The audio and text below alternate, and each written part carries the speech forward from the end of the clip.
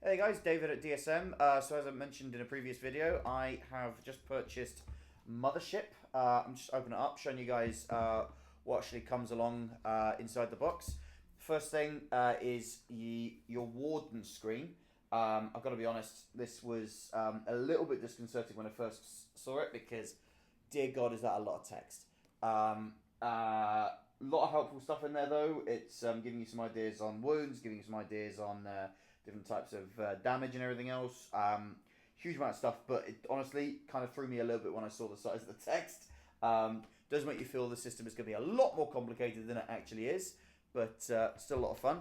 You got the cutouts of all your different characters. You know, you've got your guys in a few different bits and bobs, a couple of ships, a couple of random space aliens. All very useful. Didn't use any of them as when we actually played it a couple of nights ago, but still good. You've got, yep, the flyer sort of thing. Unconfirmed contact reports, very, very useful. This is basically your monster manual. Huge amount of, honestly, fuel for nightmares. There's a few things in there that I kind of wish I'd been prepared when I went into it. I didn't expect to get quite so, but honestly, some great ideas. Definitely going to utilize a few of them. You got your player survival guides. Honestly, the rules in this are so easy to kind of digest as a player. You honestly, one session and you're like, okay, cool, I understand this now. It's not too difficult. You just got to be very aware that there is a lot of things that can go wrong for you. Because space, it's dangerous. Warden's operation manual, less it's kind of similar to your Dungeon Master's Guide for D&D. I would say there's less rules in here and more just general ideas on how to frame your adventure. Very, yeah, again, quite cool. I feel like maybe there could be a little bit more ideas on how you can actually, on different kind of consequences and everything for some of the actions. Mentioned that in the previous video. I do quite like this one as well. It's a sad sort of astronaut holding on to their friend as his chest has been torn out. Chest burster. Honestly, at this point, if you're in space and someone's chest is like got a huge hole in it, run. Shipbreaker's toolkit. Now it's one of the things we didn't do in the adventure we ran. We didn't have any kind of space combat or anything else like that. Some of it comes up in here, and kind of working with spaceships. The idea is, suppose if you're running a campaign, is eventually giving your players the opportunity to get their own spaceship so they can kind of run as owner-operators or anything else like that.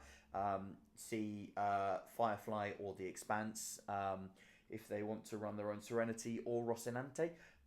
Two of the greatest sci-fi series ever to exist. I'm just putting that out there. I don't care. I'm sure everyone will agree with me. It's the internet. But no, I think, worth a read. I'm running through that, and it's something I want to explore in some further games because I live for space dogfights. So that'll be entertaining.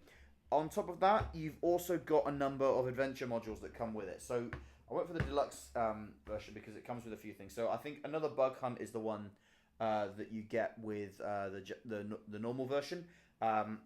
It's quite a lot in here. It's less of a one shot. It's more like just like a sort of an adventure module. So I would highly recommend giving it a read through. It's something that I might see if I can run further down the line if people are interested in doing some sort of Mothership campaign or something a bit longer, or something that was a bit longer. Worth it. Dead Planet, yet again another one. The impression I get is that it's very, this one could be, it could be another entertaining one for me to try. I think it's got a fair amount of, obviously another bug hunt. I'm sitting there going, okay, aliens. This one, it feels a bit more esoteric. A bit more like long dead alien civilization, so could be interesting. Pound of Flesh. From skimming through it, it seems that it's basically just a load of encounters at a spaceport, which honestly could be very fun, especially if you're running a campaign. Like throw in a few little bits and pieces from this.